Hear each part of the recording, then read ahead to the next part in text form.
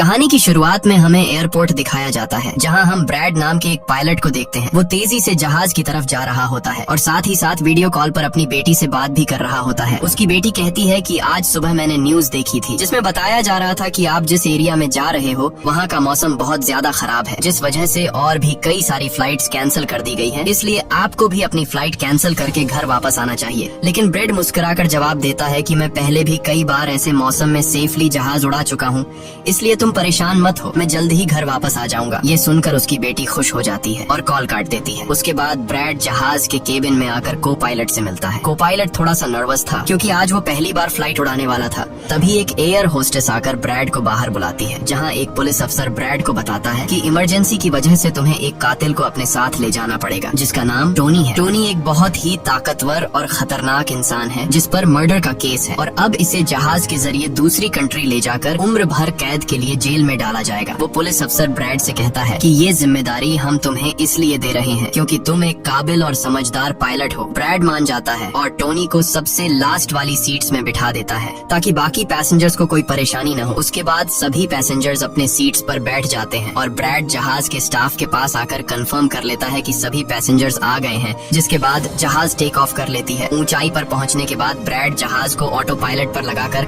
को पायलट के साथ अपनी फैमिली के बारे में बातें करने लगता है।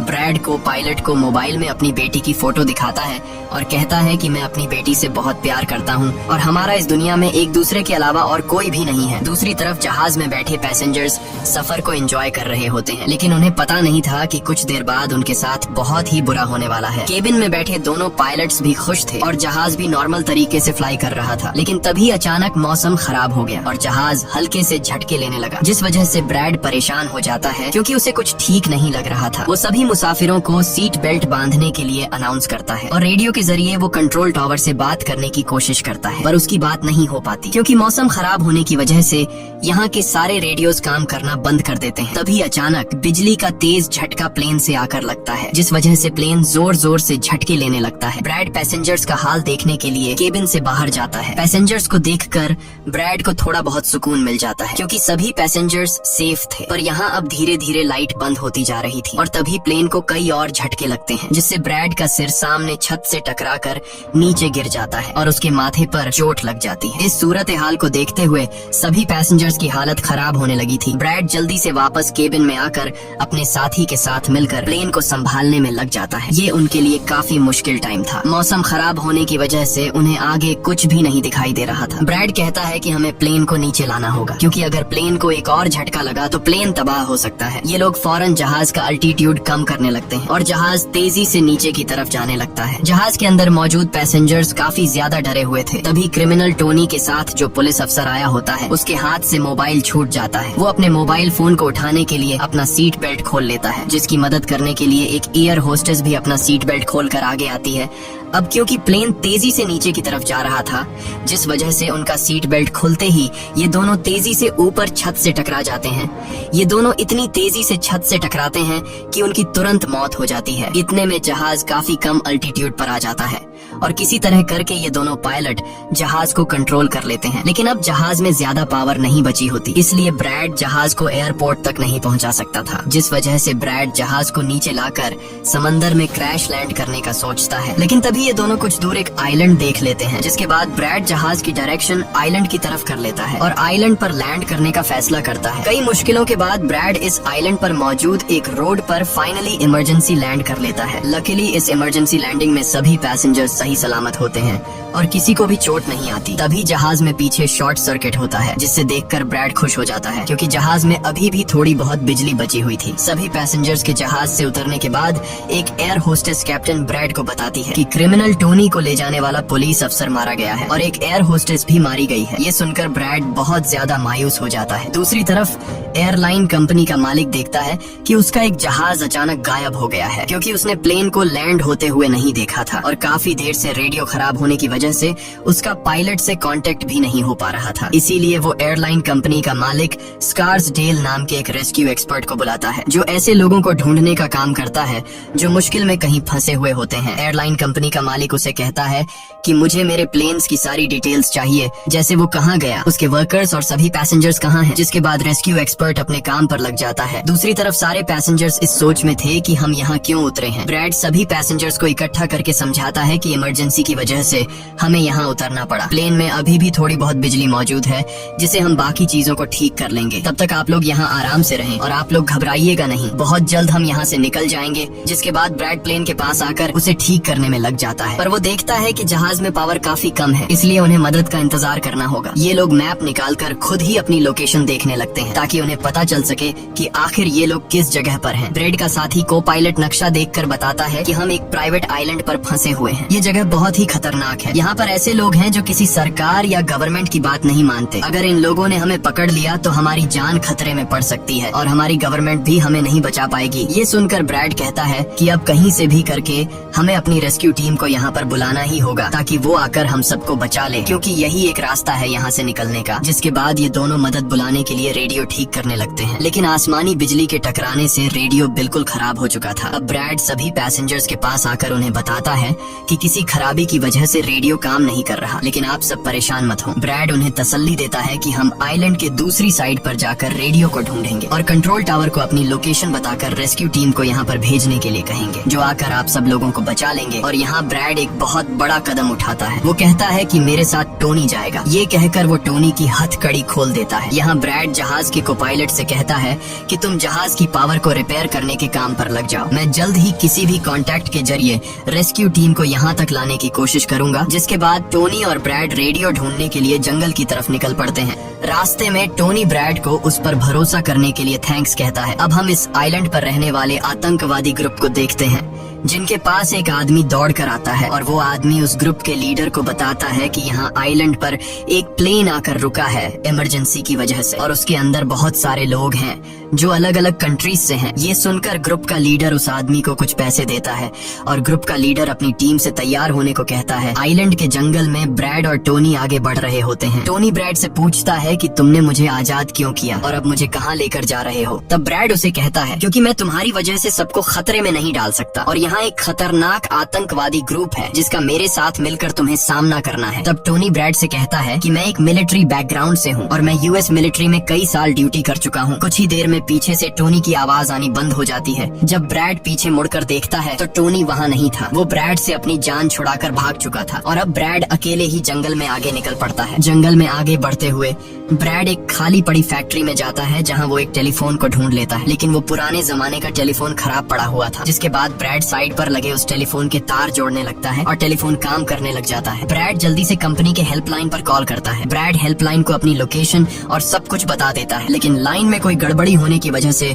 सामने वाले इंसान तक उसकी आवाज ठीक से नहीं पहुंच रही होती, जिस वजह से हेल्पलाइन वाले ब्रैड की कॉल काट लेते हैं। तब ब्रैड को एक आइडिया आता है। वो अपनी बेटी को कॉल करता है और उसे अपनी लोकेशन और बाकी सारी चीजें एक पेपर पर लिखकर उसके ऑफिस तक पहुंचाने को कहता है। तभी बातचीत के दौरान पीछे से एक आदमी आकर ब्रैड पर हमला कर देता है, लेकिन ब्रैड उसे काफी मुश्किल से काबू कर लेता है और उस आदमी को मार मार कर बेहोश कर देता है। तभी ब्रैड को महसूस होता है कि एक और आदमी इस कमरे में आ रहा है, इसीलिए जल्दी से वो छिप जाता है। पर वो आदमी कोई और नहीं बल्कि टोनी था, जिसने बहुत सारे गुंडों को मारकर उनके हथियार ले लिए थे। और वो ब्रैड को आवाज देता है कि डरो मत, बाहर निकलो। फिर जब ब्रैड सामने आता है तो टोनी ब्रैड को एक बंदूक पकड़ा देता है उसकी हिफाजत के लिए। उसके बाद ये दोनों जब फैक्ट्री के नीचे वाले फ्लोर में आते हैं तो यहाँ उन्हें एक कैमरा मिलता है, कैमरा की रिकॉर्डिंग और वहाँ पड़े पासपोर्ट से इन्हें पता चलता है कि इस आइलैंड पर रहने वाले आतंकवादी लोगों को किडनैप करके उनकी फैमिली से काफी बड़ी रकम की डिमांड करते हैं। और जब किडनैप किए हुए बंदे की फैमिली की तरफ से उन्हें पैसे मिल भी जाते हैं तब भी ये लोग उसे छोड़ने के बजाय मार देते हैं। ये देखकर ब्रैड समझ जाता है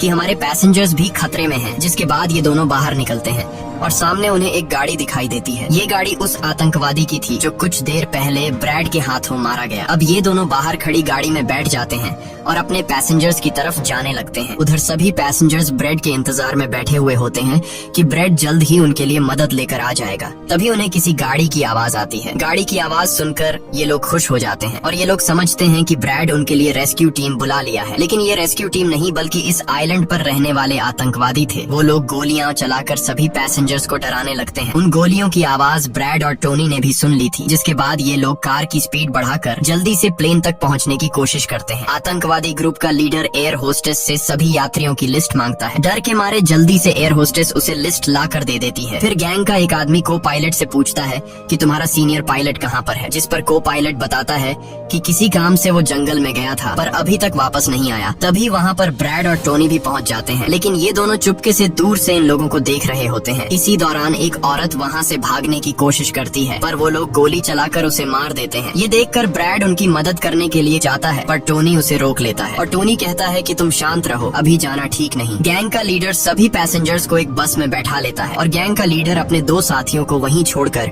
उनसे कहता है कि जाओ, जहाज के अंदर जो भी कीमती सामान है उसे ले आओ। जिसके बाद ये लोग सभी पैसेंजर्स को अपने अड्डे पर ले जाने लगते हैं।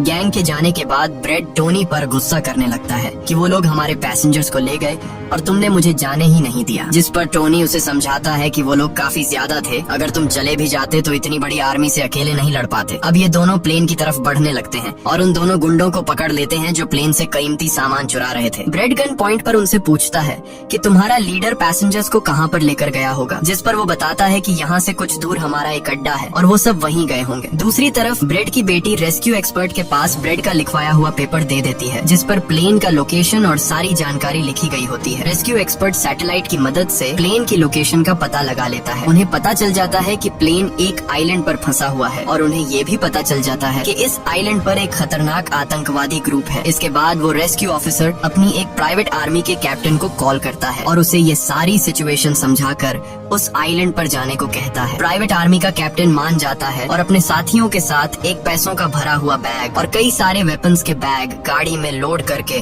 उस आइलैंड पर जाने के लिए रेडी हो जाते हैं। दूसरी तरफ ब्रेड देखता है कि उन आतंकवादियों के ले जाने से पहले जहाज के को पायलट ने जहाज का पावर सिस्टम रिपेयर कर लिया था और ब्रेड देखता है कि जहाज में पावर वापस आ गई है, जिसे देखकर वो बहुत खुश हो जाता है। अब ब्रेड आने वाले प्राइवेट आर्मी टीम के लिए अपनी यूनिफॉर्म पर एक मैसेज लिखकर छोड़ देता है और टोनी के साथ उस जगह पर निकल पड़ता है जहां गैंग वाले प्लेन के सभी पैसेंजर्स ले गए थे। जंगल के रास्ते से होते हुए ये दोनों उन आतंकवादियों के अड्डे पर पहुंच जाते हैं और ये दोनों गाड़ी से निकलकर चुपके से उस जगह में घुस जाते हैं जहां वो सारे गुंडे पैसेंजर्स को डराकर उनकी वीडियोस बना रहे थे, ताकि ये वीडियोस इनकी फैमिली को भेजकर उनसे पैसे वसूल सकें। दूसरी तरफ रेस्क्यू एक्सपर्ट की तरफ से भेजी गई प्राइवेट टीम भी प्लेन के पास पहुंच जाती है, पर उन्हें वहां जब कोई नहीं मिलता तो टीम का लीडर प्लेन के अंदर जाकर चेक करता है, जहां उन्हें दो लोगों की लाशें मिलती हैं। ये वो दो लोग थे जिन्हें गैंग के लीडर ने प्लेन में से सारा कीमती सामान चुराने का कहा था, लेकिन ब्रेड ने उन दोनों को मार दिया। प्राइवेट टीम के कैप्टन को ब्रेड का छोड़ा हुआ मैसेज भी मिलता है, जो उस आतंकवादी गैंग के अड्डे तक आने का रास्ता था। आतंकवादियों के अड्डे पर टोनी और ब्रेड चुपके से उन पर नजर रखे हुए थे और जैसे ही उन्हें मौका मिलता है ये दोनों चुपके से पीछे से आकर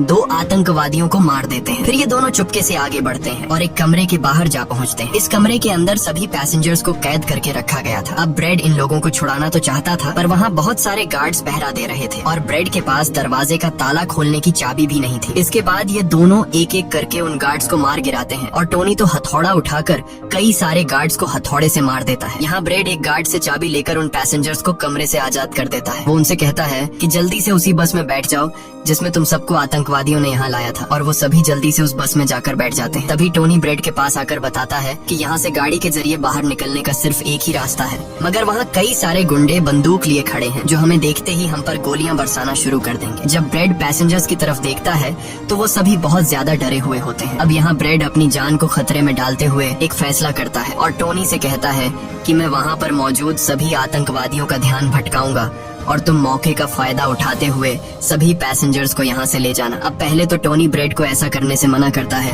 वो कहता है कि ऐसा करने से वो लोग तुम्हें मार देंगे, लेकिन ब्रेड कहता है कि इसके अलावा हमारे पास और कोई दूसरा रास्ता नहीं है। ये सुनकर टोनी मान जाता है। ब्रेड वहाँ से निकलकर आतंकवादियों के पास आता है। वहाँ ब्रेड गैंग के लीडर से बात करता है कि मैंने हेल्प के लिए इन्फॉर्म कर दिया है, जल्द ही यहाँ पर रेस्क्यू टीम आ जाएगी, इसलिए सभी पैसेंजर्स को यहाँ से जाने दो। ये सुनकर सभी गैंग वाले ब्रेड पर हंस पड़ते हैं और ब्रेड को पीटने लग जाते हैं। गैंग का हेड कहता है कि ऐसे कैसे छोड़ दूं, पैसों के बिना मैं किसी को नहीं छोड़ता। और अब जैसे ही ये लोग ब्रेड को मारने वाले होते हैं तभी वहाँ पर प्राइवेट रेस्क्यू टीम टीम पहुंचकर आतंकवादियों पर हमला कर देती है और काफी देर तक गोलीबारी करने के बाद गैंग के कई सारे लोगों को मारकर वो ब्रेड को छुड़ा लेते हैं और ब्रेड को बस में उठाकर यहाँ से निकल जाते हैं। यहाँ गैंग का लीडर देखता है कि उसके कई सारे साथियों के साथ उसका छोटा भाई भी मारा गया। ये देखकर वो बहुत ज्यादा गुस्सा हो जाता है और कसम उठाकर कहता है कि वो इन लोगों में से एक को भी नहीं छोड़ेगा और सभी को चुन चुन कर मारेगा। इसके बाद वो अपनी टीम से कहता है कि जल्दी से तैयारी कर लो, हम जल्द ही इन लोगों को मारने के लिए निकलेंगे। बस में प्राइवेट टीम का कैप्टन सभी को बताता है कि हम बस 5 लोगों की छोटी सी एक प्राइवेट टीम है जो बस तुम्हें यहाँ बचाने के मिशन पर आए हैं और हम कोई रेस्क्यू टीम नहीं है। रेस्क्यू टीम को यहाँ आने में कुछ टाइम और लगेगा। ये सुनकर ब्रेड घबरा जाता है और कहता है कि हमारे पास टाइम नहीं है क्योंकि गैंग वाले जल्द ही हमारे पीछे आएंगे और हमें देखते ही मार डालेंगे। पर मेरे पास एक आइडिया है। जहाज के पास पहुँचते ही ब्रेड सभी पैसेंजर्स से कहता है कि जहाज में पावर वापस आ चुकी है, यानी अब जहाज स्टार्ट हो जाएगा और हम लोग फौरन यहाँ से निकल जाएंगे। इसलिए आप सब लोग जल्दी से जहाज में बैठ जाओ क्योंकि हम रेस्क्यू टीम का इंतजार नहीं कर सकते। उन्हें यहाँ आने में वक्त लगेगा और अगर हम यहाँ रुके तो उन आतंकवादियों के हाथों मारे जाएंगे। ये सुनकर सारे लोग प्लेन में बैठ जाते हैं जबकि ब्रेड प्लेन की तमाम चेकिंग करने में लग जाता है और प्राइवेट टीम के लोग पहले से आने वाले खतरे के लिए तैयार बैठ जाते हैं। तभी अचानक वो आतंकवादी ग्रुप आकर उन पर हमला कर देता है, जिन्हें देखकर प्राइवेट टीम उन्हें रोकने में लग जाती है और यहाँ दोनों तरफ से काफी गोलीबारी होती है। पर इस प्राइवेट टीम के पास काफी अच्छी गन्स थी जिस वजह से वो बहुत सारे गुंडों को मार देते हैं। ब्रेड जल्दी से प्राइवेट टीम के लीडर को बताता है कि मैं अगले 5 मिनट बाद जहाज को स्टार्ट करने वाला हूँ और तुम सब भी जल्दी से जहाज में चढ़ जाना। इसके बाद ब्रेड टोनी के पास जाता है और उसका शुक्रिया अदा करता है कि तुमने मेरे इतने मुश्किल वक्त में साथ दिया। ब्रेड खुद को गोलियों से बचाते हुए अंदर जहाज में आकर अपने केबिन में बैठ जाता है और अपने साथी को पायलट के साथ मिलकर प्लेन को स्टार्ट करने में लग जाता है। उधर टोनी के पास गोलियां खत्म हो जाती हैं और जब वो बुलेट्स ढूंढने के लिए प्राइवेट टीम का बैग चेक करता है तो उसे वहाँ पैसों से भरा हुआ एक बैग मिलता है। लेकिन इस वक्त टोनी पैसों को छोड़कर दूसरी बैग से गोलियां निकालकर दोबारा आतंकवादियों से लड़ने लगता है। यहाँ तब तक ब्रेड भी प्लेन को राइट साइड पर घुमा देता है। अब प्राइवेट टीम के सोल्जर्स भी एक एक करके जहाज में चढ़ने लगते हैं और टोनी उन्हें कवर फायर देता है। पावर आने की वजह से रेडियो भी काम करने लग जाता है। अब ब्रेड को प्लेन कंपनी का मालिक बताता है कि मैं तुम्हें कोई सुरक्षित जगह बता दूंगा जहां तुम जा सकते हो। अब सभी लोग जहाज में चढ़ जाते हैं पर टोनी नहीं चढ़ता। वो पैसों से भरा बैग लेकर वहां से भागने लगता है क्योंकि अगर वो इनके साथ प्लेन में वापस गया तो पुलिस वाले उसे फिर से पकड़कर जेल में डाल देंगे। गैंग का लीडर अपने साथियों को मरता हुआ देखकर गुस्से से पागल हो जाता है। वो प्लेन के सामने रॉकेट लॉन्चर लाकर उन्हें एक ही झटके में उड़ाने का सोचता है, लेकिन सही टाइम पर टोनी उसे देख लेता है। अब टोनी जल्दी से बंदूक उठाकर उसे शूट करके मार देता है और सभी लोगों की जान बचा लेता है। ये देखकर ब्रेड टोनी के इस काम से बहुत खुश हो जाता है और ब्रेड अपनी पूरी ताकत लगाकर प्लेन उड़ाने में कामयाब हो ही जाता है। ये देखकर टोनी सभी पैसेंजर्स और ब्रेड के लिए खुश होता है और पैसों का भरा हुआ बैग लेकर जंगल की तरफ भाग जाता है। ब्रेड जहाज को इस आइलैंड से दूर ले जाता है और जहाज का मालिक उसे एक एयरपोर्ट के बारे में बताता है जहां ये लोग जा सकते थे, जो अब इनके काफी करीब था। ब्रेड एयरलाइन कंपनी के मालिक की बताई हुई जगह की तरफ जहाज को ले जाता है, लेकिन तभी एक बार फिर जहाज के इंजन में आग लग जाती है और जहाज तबाह होने लगता है। इसलिए ब्रेड दोबारा से इमरजेंसी वार्निंग ऑन करता है और धीरे धीरे जहाज को नीचे रनवे पर लाने की कोशिश करता है। फाइनली बड़ी मुश्किल के बाद ब्रेड जहाज को रनवे पर उतार देता है और सब लोगों की जान बच जाती है। ब्रेड और उसका साथी को पायलट काफी खुश हो जाते हैं। उधर प्लेन कंपनी का मालिक और उसकी टीम भी बेहद खुश थी। अब ब्रेड पैसेंजर्स का हाल देखने के लिए पीछे जाता है तो वो देखता है कि सभी पैसेंजर्स सेफ हैं और ये देखकर उसके दिल को सुकून मिल जाता है। वहाँ खड़े सभी पैसेंजर्स ब्रेड के लिए तालियां बजाने लगते हैं और ब्रेड का शुक्रिया अदा करते हैं। कुछ ही देर में वहाँ उनके लिए रेस्क्यू टीम भी आ जाती है, जिसे देखकर सभी पैसेंजर्स खुश हो जाते हैं। यहाँ ब्रेड सभी पैसेंजर्स को रेस्क्यू टीम के साथ भेज देता है और कैप्टन फाइनली सुकून की सांस लेते हुए जहाज की सीढ़ियों पर बैठकर अपनी बेटी से कॉल पर बात करता है। इसी के साथ ये कहानी खत्म हो जाती है। अगर आपको वीडियो अच्छी लगी हो तो हमारे चैनल को सब्सक्राइब और वीडियो को लाइक जरूर कीजिएगा।